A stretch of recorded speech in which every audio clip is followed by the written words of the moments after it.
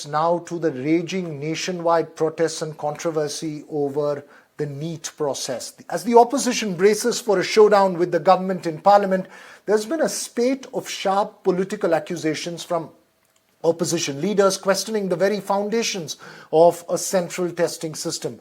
While the Education Minister and the central government has promised stern action and assured that students' interests will be safeguarded, the controversy has led to both uncertainty for students and renewed vigor from those opposing NEET. States like Tamil Nadu, remember, have been categorically against the national testing system and have held that it puts those from weaker socio-economic sections and rural parts at an inherent disadvantage. Karnataka too has now questioned the centralized process. It's been, remember though, the centralized process has been upheld by the apex court. A special panel of experts up ahead to understand the long-term implications of this controversy. But first, the political reactions that came in today. जो लोग मेरा नाम घसीटना चाहते हैं, मेरे पीए का घसीटना चाहते हैं, इससे कोई फायदा होने वाला नहीं है। ये लोग जो किंगपिंग जो है पेपर लीक के, उन लोगों से इशू को डाइवर्ट करना चाहते हैं। जो अमित आनंद है, जो आपका नीतीश कुमार है, ये कौन लोग हैं? इनको क्यों बचाना चाहते हैं? ये लोग क्यों ये लोग जो है डाइवर्ट कर रहे हैं इशू को? हम लोगों ने, सब लोगों ने मिल करके निर्णय लिए हैं कि बिहार के अंदर ये माफिया राज को खत्म करना, लॉ एंड ऑर्डर को बहाल करना। आज इसके माध्यम से जो हमारे साइट पर, खनन के साइट पर हत्याएं होती है, गोलियों की बारिश होती है, अवैध खनन के लिए गैंगवार लड़ाई होती है, वो सब भी कैद होंगे और दिखाई पड़ेंगे। And so what does this controversy mean to the system and the process itself? Joining us this evening, educationist Sudha Acharya, Dr. Navneet of the Tamil Nadu Resident Doctors Association, who is strongly opposed to NEET, Anil Nagar, founder, CEO of Adda 24/7. My first question to you, Mr. Nagar, the argument has been, and this is not after this controversy, it's been a systemic argument that's been made for several years now against NEET, that it defeats the purpose of socio-economically weaker sections, helps those in urban centers, and does not benefit those people. Does this controversy raise serious questions and trigger potential rethink of a national testing system itself? In my personal experience, I will say this is not true. So first of all, I personally come from a village in UP, and I'm here talking on this show just because of these kind of exams. I gave IIT exam and somehow cleared it. And I'm that typical person about whom you were talking, somebody staying in a village and rural area. So in my personal experience, I don't believe that this is not helping poor people. Secondly, even as an educator, we teach a lot of students who come from rural area and from different parts of the country. There are a lot of advantages and a lot of problems which are being solved by keeping it centralized. But broadly giving opportunity to everyone, wherever you stay in the country and whatever the seats are in the whole country, I think it's actually providing equal opportunity to every Indian. So personally, my opinion is that it's not so bad. There may be some demerits, but overall, I feel that this is serving some purpose.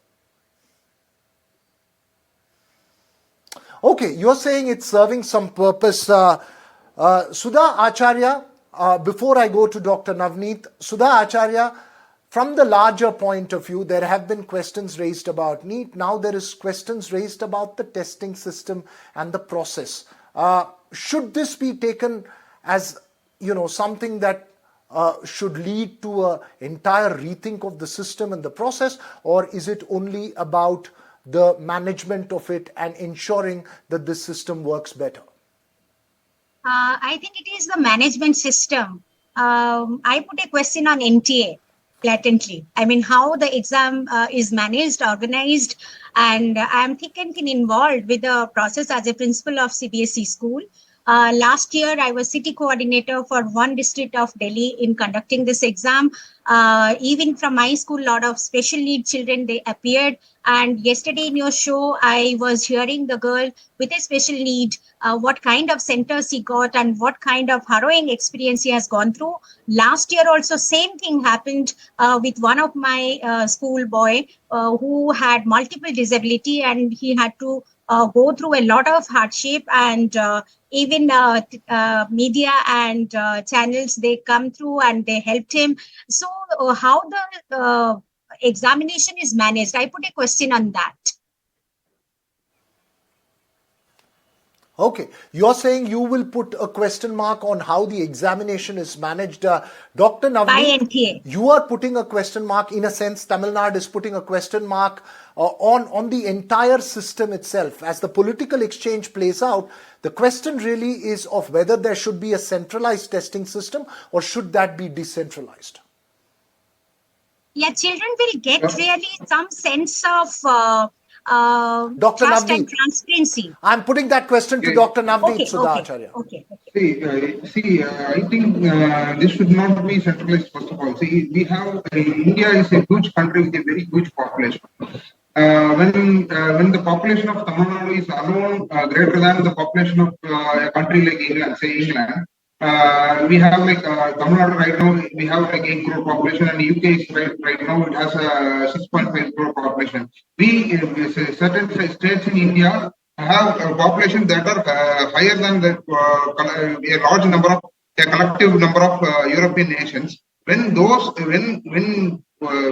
nations have like separate educational platforms or separate education systems for each of them, I don't think a centralized approach for this MBBS is the right thing to do here, because I don't think we can effectively manage or we can effectively conduct an exam for such a huge population, and especially in a country like India, which is practically a subcontinent, and where the states hold a higher population than some European nations itself.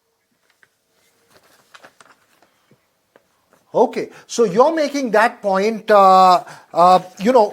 a sense, in many ways, the point that you're making is what is reflected in Tamil Nadu's argument. Mr. Nagar, when it comes down to it, and you obviously deal with students from a wide socio-economic strata, is there different realities to different places and states? For instance, states like Tamil Nadu, which have had a consistent push in education for many years, vis-a-vis states like Bihar or UP. How does this process, sort of while we create a national pool, how do you also keep in mind state-specific interests? As I understand the system, though the exam is centralized, I think a lot of things are done by these states also in terms of operational things and operational mechanics of organizing the exam in a state. Some time back, I generally used to wonder because some time back the exams were generally in Hindi or English. So I used to wonder whether this should be in local languages also. Now most of the exams are in local languages also. So I think on the exam conduct point of view, exam is in local languages. Most of the local exam organization process is handled by state or let's say state within the state various actors, whoever they are. So a lot of control in terms of organizing the exam is already with the states, as I understand the system. So I believe those things are already taken care. Okay. But from a student's point of view, as I said earlier, I believe this opens a lot more opportunities, because now let's say I as a student, I'm sitting in UP, and if I'm good, I can aspire for a number of seats all across India. So that opens more opportunities for me. In that sense, I feel this is a slightly better system. Okay, you're making that point that this is it opens up opportunities. Dr. Navneet, in a sense, should states like Tamil Nadu also consider the fact from a national picture and see this potentially from that point of view, than a state-specific point of view? Very quickly. See, we earlier had AAPMT, which had a national-wide focus, right? We already had that system. 15% of the seats were contributed for a national for the national contribution. I don't think we were limited to only intrastate kind of seat arrangements before the NEET.